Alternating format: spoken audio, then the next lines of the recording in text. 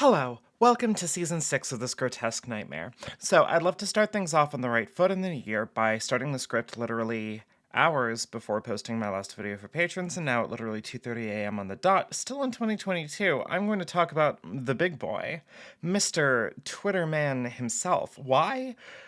Well, partially because I'm wildly mentally unhealthy, and I've grown to suspect that social media is doing things to my already great brain, but definitely more importantly because when prompted to look into this by someone who I'm choosing to hide their identity to protect them, I found maybe the most embarrassing article about Musky Husky ever several years ago about his favorite video games.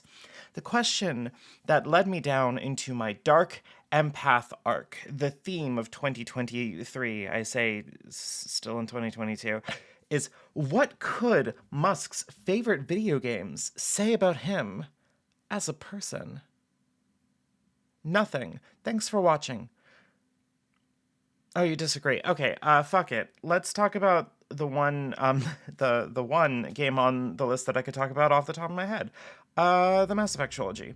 I guess Andromeda wasn't out when this article came out, which is a shame. It is the best one. So, okay. The baseline urge when hearing that Elon Musk likes Mass Effect may conceivably be to connect his public interest to the game. He likes tech stuff, right? He's like the Tesla and SpaceX guy. Mass Effect is a sci-fi game that has a very distinct tech identity, what with the Omni tools, biotic implants, and sexy alien boys you're not allowed to gay sex with. And that must be it, right? Like Mass Effect had cool gadgets and spends kind of a lot of time talking about AI intelligence. Oh, fucking cool, another AI video, okay. Or maybe your initial reaction is to speculate on who he romanced, but regardless, the premise is to take this assertion in good faith. Musky Boy likes Mass Effect, sure, let's explore that. Also, keep that in your brain folds for later. This urge to approach things about him in good faith. Don't. So Mass Effect is a lot of things. It's part of the BioWare era of games where choices really matter, TM. It's an action RPG set in space full of sexy aliens with rich inner lives and kind of terrible driving minigames. I actually love the Hammerhead. It is on paper about you, Commander Shepard, commanding the Normandy to stop the threat of the Reapers, AI machines that arrive at the end of sentient life's evolution to cull them and prepare for another cycle of life. It's a game kind of famous for having thoughtful characters, fun, soft sci-fi elements, magic powers via brain implants, a thing Elon's been using to help reduce the primate population. A lot of on-paper depth about your choices being significant. Honestly, there's a lot to be said about BioWare's perspective on what a meaningful choice looks like, or does, and I'm not getting into that until I have to talk about Dragon Age 2. I would argue that the current perception of Mass Effect making your choices matter has largely been undermined by everyone being mad about the ending of ME3, and overshadowed by fondly remembering the good bits, the characters, etc., and so on.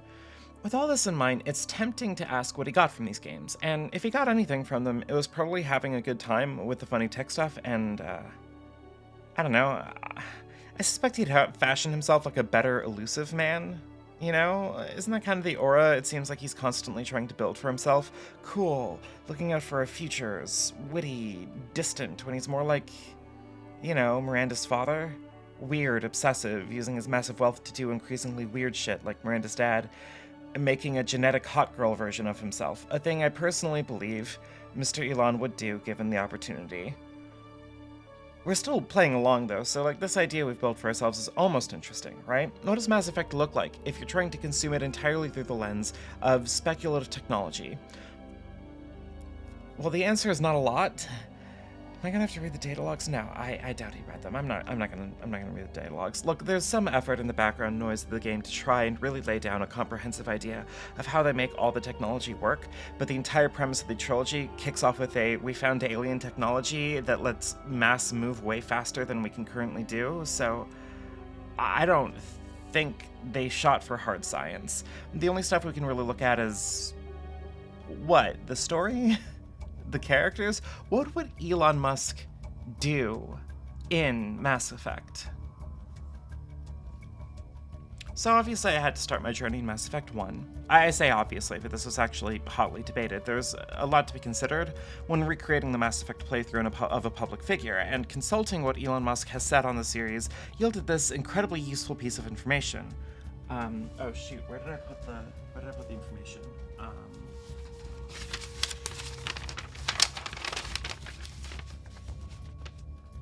Mass Effect 2 is one of the best games ever.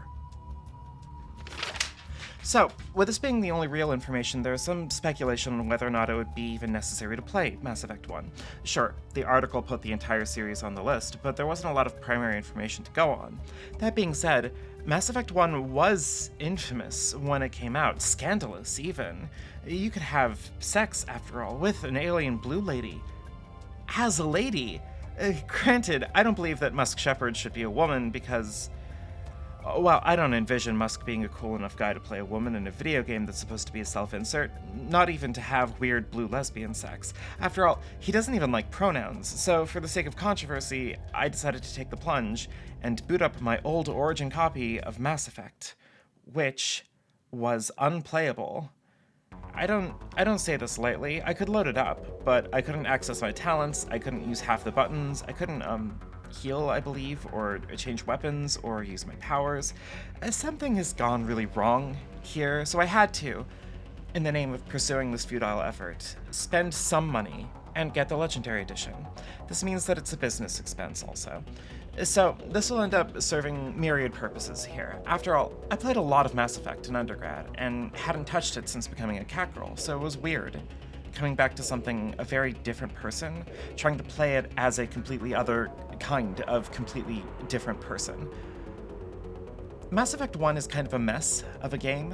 There's a lot to talk about in BioWare's, like, more modern era of games. I say modern era to mean, like, well, pretty much Mass Effect and Dragon Age. I've never played Baldur's Gate, and I got really frustrated with KOTOR 1, and I stopped partway through, so... I have some serious issues with any morality system that's objective. Some voice from on high telling you did good or bad. Again, part of why Andromeda is actually good. And Mass Effect didn't want to have a good or evil Shepard, so instead you have nice or mean Shepard. We all know this. I don't need to set the groundwork. Come on. This is all to say that I wasn't really thinking about this at all. Coming back to Mass Effect and seeing familiar faces, albeit graphically weirder, the Legendary Edition... look, it revamped ME1 just a little to make it a little less utterly implayable. Mass Effect 1 was a mess of a game. I am so sorry. I'm getting distracted. Musk Shepard, however, is a committed man. I decided that he doesn't really talk to his employees if he can avoid it, unless they're romance partners. For legal purposes, I want to reaffirm that this is in regards to Musk Shepard, not Elon Musk, a distinction that was once at inception an effort to recreate the man's idea of his own character in a video game. But as the journey continues, well, we'll see. I decided on the outset that I would pick any dialogue option I would best conceive the man saying to someone in a similar situation, leaving Musk Shepard kind of distant to his colleagues and friends, barely sparing time to mention the death of Jenkins before moving on to helping Ashley Williams out of a jam. Once returning from Eden Prime with Musk's innocence lost, he strikes up a conversation with Ashley, where she shows herself to be willful and self-possessed in a way that made her unappealing for a Musk Shepard romance partner. No, Liara would have to be the one. After almost entirely ignoring Rex on Citadel until after the job was done, now tasked with tracking down Saren, Musk had acquired the help of CSEC cop Garrus and Quarian Tali. He couldn't romance Tali in Mass Effect 1, and I worried that he'd be too uncomfortable around a talented engineer like her, considering that Musk Shepard is a Sentinel, wanting to be a kind of a jack-of-all-trades, master-of-none sort of thing. I also decided here that he wouldn't just staff his lead party with women so much as he'd bring his girlfriend along and like a guy he trusted. This framework came together after rescuing Liara, the only crewmate I cared to talk to. She would come with me along with Garrus. You can trust Garrus. He's basically a cop. This led to some conflict, though. Musk Shepard went to Nevaria, a planet where Liara's mother, Matriarch Venezia, was hiding. After clumsily pushing through Nevaria's private security, we made our way to Station 15, which was overrun by the acid spider people, the Rachni. Musk Shepard had no qualms bringing Liara along on a field trip to kill her mom. Oh, well, because her mom's evil now. But what she found more of a point of friction with the man, the myth, the legend, was that he wanted to be known as the man who finally, definitively put the end to the ancient enemies of the galaxy. Liara protested, of course, but Musk Shepard is a decision-maker, and decided to end the Rachni for good. She got over the choice pretty quickly, thankfully, and soon romance bloomed in the depths of space. I promptly forgot about that, because I had more important things on the horizon, namely thinking about Rex.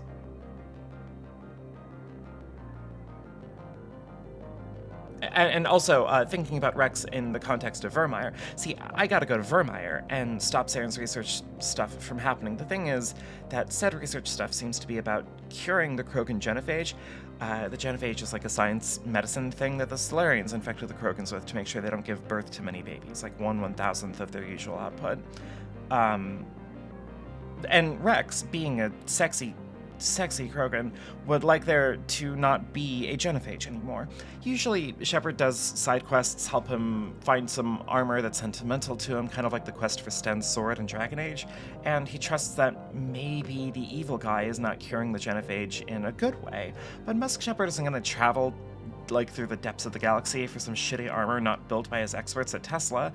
It probably won't even explode spontaneously, so instead you have to talk your way out of this, and maybe I misjudged how the mechanics behind the Paragon and Renegade system in the first game would work, but remarkably, Musk Shepard had the Paragon points to spare Rex, which would only doom him further down the line, but still, Rex lives. Kaidan doesn't. I'm sorry, Kaidan, I feel like it made more sense to save Ashley in case she stopped being so self-confident. I mean, because she's like a cool, badass girl boss.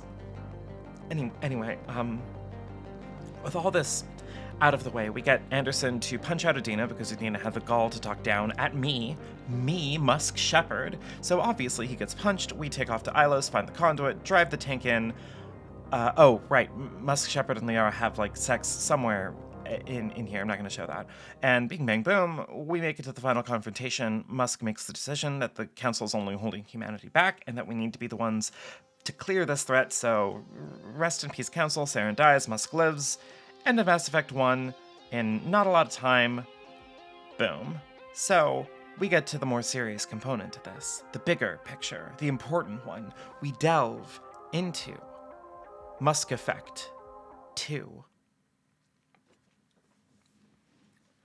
So Mass Effect 2 posed myriad problems from the get-go. It didn't take very long, arguably before I cleared the opening level, that I had to confront a fundamental issue with my efforts here.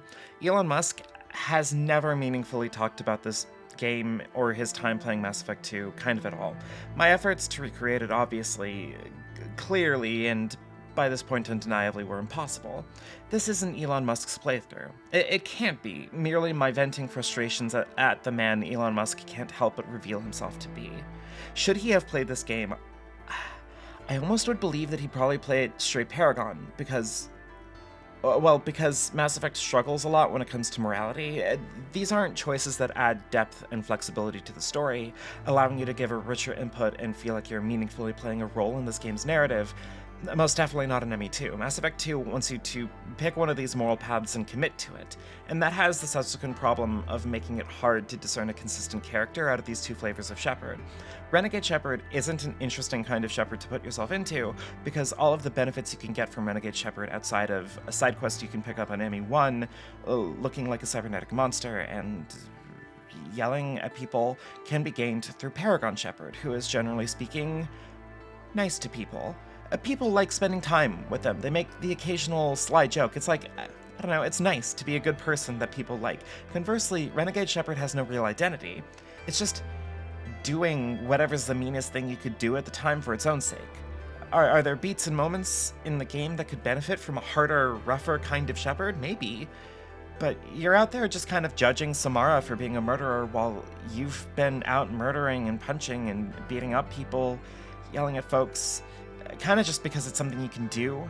That would be aggro. You know, H. Palmer Guy said in his Fallout New Vegas video that the choice between being a good person or being history's greatest monster isn't an interesting one, and by extension, be good or be generally kind of mean for no reason isn't exciting either. So if Musk ever actually did play ME, I doubt he did it like this. That being said, my playthrough as Musk Shepard grew to be interesting as an exploration of a man who wants to be seen as good and cool and make firm decisions and have sex with a lot of women. I had goals with the Shepard, and it was time to act on them. Following my pattern of refusing to go out of my way to do anyone favors, I decided that this game would consist of him only talking to women he was interested in, and never enough to learn about their potential ideas to improve the ship. Besides, he needed that platinum to fix his face, a wildly costly expenditure that did actually make me scan planets for resources in order to do so. After much deliberation, I decided that he would date Miranda, considering that he may know the model that they used for her, and also because Elon Musk strikes me as the type that would conceive of himself as a better, cooler, elusive man. We've talked about this. That being said, there's more to his sex plans here. Musk Shepard, not Elon Musk. Again, I'm making a real distinction here. He's got to nail Jack. Like, there's a way to do that, to have a casual sex encounter that locks you out of the romance option fully, but that does mean doing her loyalty mission, and after doing Miranda's, they'd fight. Luckily, Musk Shepard was angry enough to resolve it perfectly. However, his attempts to be an insincere flirt with her also locked the romance and the casual sex elements out, wherein I concluded that Musk Shepard was upset because Jack's a frigid bitch and probably a lesbian anyway. That still left Kelly Chambers, a girl he can have sex with, and with that, it meant that after acquiring Legion, we would have to run as soon as possible to save her, which meant that our loyalty missions are slim on the ground. Things could go pretty badly pretty quickly if we're not careful.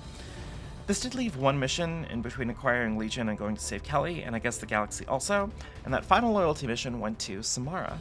See, Samara is interesting because you can confess your feelings for her, and why wouldn't you? She's gorgeous and kills people. Short of looking like Bowser, she's perfect.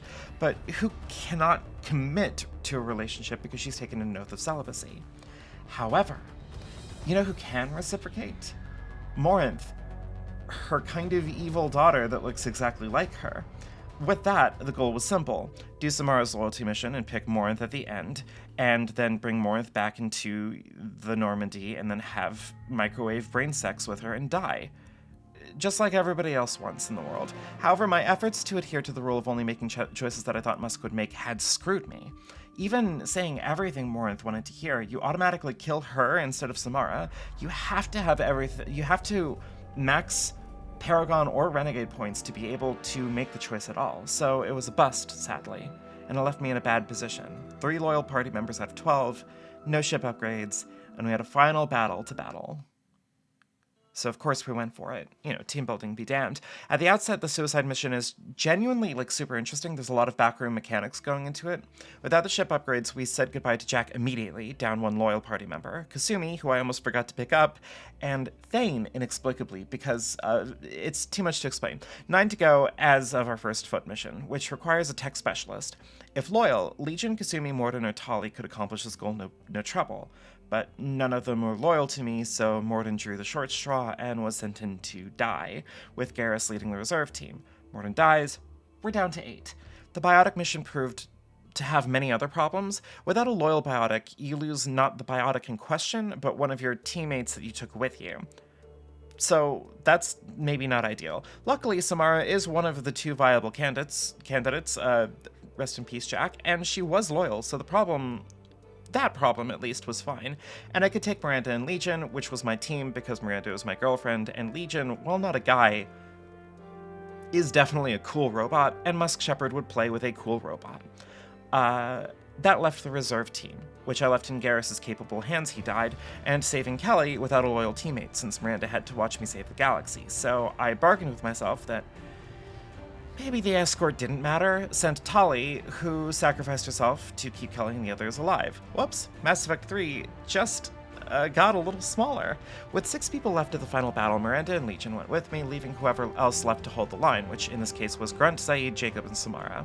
We went in, killed the Nightmare Baby, and Legion dies in the process, rip my cool AI bot, but the other 4 live, pull Musk Shepard to safety, and when we make it out, 5 people left from the mission. I have to do other missions to get Kelly in my bed, and I didn't care at this point. Finally, the nightmare was over. Playing this insecure vent piece reflection of an incredibly divorced man, stumbling blindly through the galaxy, writing apologia for a human supremacist group, only to finally save the galaxy. Before closing out the section, I actually wanted to review the playthrough because it felt rushed, kind of lost on the big choices I got to make in ME1, which speaks on some level, sure, to Musk Shepard, but more importantly, I think it speaks to the construction of the 2 games. Your choices in ME1 are put directly into the main path through the game, choosing to spare the Rachni, who you sacrifice on Vermeer, keeping Rex alive, the Council, etc. But in ME2, the only mandatory story element that seems to hold, a real weight is how many people on your team die. Even the choice at the end with the elusive man and whether or not to keep the collector base kind of doesn't really change much, but that's a Mass Effect 3 problem, and we're not going to get into that for reasons. This will be an important observation for later, but it is worth noting that Musk Shepard didn't really make choices in this iconic video game. I just thought that was weird. On to Mass Effect 3? Well, not yet. There's an open question here, considering that Elon Musk has never said anything to point to him playing Mass Effect 3, but luckily, I added him on Twitter. When he responds, I will let you all know, and we'll make a follow-up video, I promise. Ball's in your court, Mr. Musk. Did Musk Effect happen? No, I don't think so. Exploring Mass Effect through this lens was really only helpful in allowing me to revisit a piece of my pre-transition past and to explore the idea of someone who has recently shown himself to be so staggeringly incurious, playing a game that encourages you to kind of care about it. Mass Effect is a game that's hard to really put together meaningfully. On one hand, the claims it makes about your agency in the game aren't really there at the end of the day, but there are wonderful characters in it. There's joy to be had in looking at the world, enjoying the gameplay, and just reminiscing about kind of an iconic bit of video game history, for better or for worse. But these games fall flat the more you try and push through them to the end. Like, remember what I said about Mass Effect 2? Going through it the Musk Shepard way left the game kind of empty. We went to Ilium, the Citadel, Omega, many different planets, we blew things up, resolved a fight between Miranda and Jack, and that's kind of it. Like, all the big elements you could have been doing in ME2 require you to care enough about the game to do it. Having a superficial relationship with Mass Effect pulls a lot of the artifice of the game apart. There's not really much to the game unless you invest into the characters, and to play them trying to focus on you as the center of the universe, it makes the game feel cheaper. People following you kind of for no reason while you barrel on through the galaxy, and it's interesting in its own right. Mass Effect is largely a good game series despite itself, and I don't believe that Elon Musk, as we know him today, carries that kind of care about something that demands even a little bit of vulnerability. It wouldn't be hard to say something, anything about the characters, the sights you see, the more memorable conflicts, but he said nothing because I don't believe he's someone who enjoys the kind of basic vulnerability that a role-playing game kind of begs you to have. I could absolutely be wrong, and Mr. Musk, my DMs are open, but you don't care enough to get this far into the video anyway. So, why? Why do people like Musk get to do this? Get to make a completely nothing statement on Mass Effect and get articles written about how it's one of his favorite games? Why is it that this one particularly rich, particularly divorced man gets to say whatever, and people afford him seemingly infinite patience and good faith? Well, because he's a billionaire. Let's talk about Glass Onion. No, please, hear me out, I'll be brief. Go watch Glass Onion. It's fun, and at the heart of it is a tearing down of the construction of a billionaire's image. We all assume that the man who has won capitalism and has a reputation for being an inventor, creator of the most famous electric car, the guy who put a car on a rocket, he must be smart, he must be a visionary, and I'm frankly late to the party in pointing that out, that, no.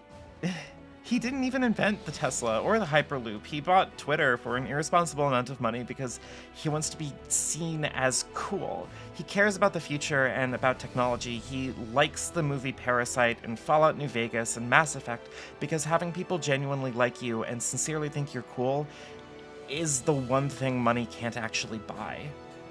The worst part in this is that Mass Effect isn't even that good. Like, pretty much every component portrayed in the series has been done better in other BioWare games, except the Mass Effect 3 multiplayer. That shit was actually really good. You can have a completely non-committal, casual relationship to the games that don't really care about a story, about meaningful choices, and he doesn't.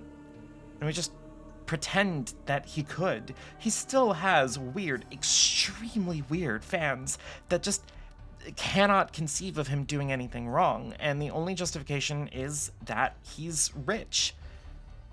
This is the pinnacle of our economic system, right? Like, we talk a lot about the problems of capitalism, the inequality it creates, the way the system creates incentives to perpetuate horrible climate-destroying nightmares for profit, but maybe it's important to see the image of someone who has succeeded. Musk has, in theory, won capitalism. He used to be the richest man on Earth before he made many incredibly stupid decisions, and this is what we're aspiring to. Out of touch, uncaring, desperate enough to wear a $44 billion clown suit and tank his other company that's already featuring fire hazard tunnels, exploding car batteries, and union busting. More than that is that this pursuit to be the coolest guy at the party has funneled his interests into the alt-right grift. Of course, how could it not? They may not personally like him, but he's rich. People talk about him all the time, and he's wildly insecure. It's often easy and fun to make fun of Elon Musk as an incompetent loser. I've done it. I literally made an entire Mass Effect playthrough to do so. But beyond that is that he's out there making life worse for people. He reinstated dangerous public figures onto Twitter. He's openly transphobic, scaremongers about COVID vaccines, complains about the woke mind virus, that he was the one to make comedy legal on Twitter, that the world is sick, and his brain holds the secrets to his to its revival. And through all of this, I have met and spoken to people who hesitate to dismiss him. There is still the illusory image of him as the symbol of technology, of an invented, perfect future, that he'll go to Mars, find Prothean ruins, and you, yes you, can personally kiss Garrus on his chitinous lips. That's the lore. The sacred promise of our system. Elon Musk is a very particular kind of rich man. He doesn't have the urge to keep out of the public sphere like most billionaires. He doesn't fit the image of the shadowy, austere rich man living in cavernous houses, wearing nice suits and caring nothing for the common man. No, Elon Musk is on Twitter. He talks to random people on there from time to time. He's approachable. He dated a famous music person. He carries the idea not of a poor man's rich man, but of an everyman's rich man, and that image can be dangerous. As much as his image rests on the idea of him as an individual weird guy, he owns several companies, including a major social media platform, and his thoughts seem to be directly slotted into said social media platform. There's an undeniable weight to his desire to be cool, and how that has led him into the depths of radicalized hell. This isn't to say that he's not stupid but evil. In fact, I actually kind of hate that line of thought. It works more as a cover for people who are advocating for bad things by giving them the benefit of the doubt. And it's also a dichotomy that's never implemented on figures on the left. Like, once you're in the alt-right nightmare zone, there exists a narrative of simple ignorance, that these guys may just simply not be aware that they're doing bad things, and we need to stop doing that. The man who's reinstated Nick Fuentes so he can just blather on about anti-Semitic nonsense maybe shouldn't be given the benefit of the doubt here. And while it's definitely entertaining to call him an idiot, and maybe even tempting to say that he's actually a smart, evil man, I think the reality of cruelty, prejudice, bigotry is something that people can fall prey to, that most hate groups prey on people's insecurities, and that an extremely rich guy with a cool Fallout gun on his desk could be that insecure, that sensitive to people pointing out his shortcomings, his scams, that he could need the attention and appraise of all of people so much that the allure of the alt-right as an audience is enough for him to become this. I think all of this can be really uncomfortable to come to terms with. We all want to be like Shepard, immune to the lure of the Reapers, determined, full of a noble purpose, and that those who fall prey are on some level weak, built differently, whatever you want to call it, but we need to accept that wealth, power, success, none of this is indicative of a better mind. They have the resources, the capacity to know the ails of the world, to educate themselves on any topic, and the means to enact change on a grand scale.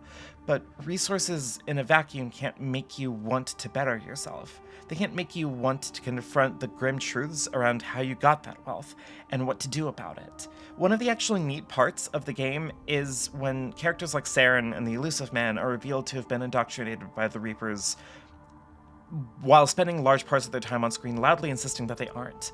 That they're in control of their own minds, their choices, and that they simply see the world clearly, the secret truth of the universe. It seems silly to make this comparison, because Mass Effect juxtaposes this really poignant concept of people unaware of the influences on their own mind with slavery, genocide, nightmare robots.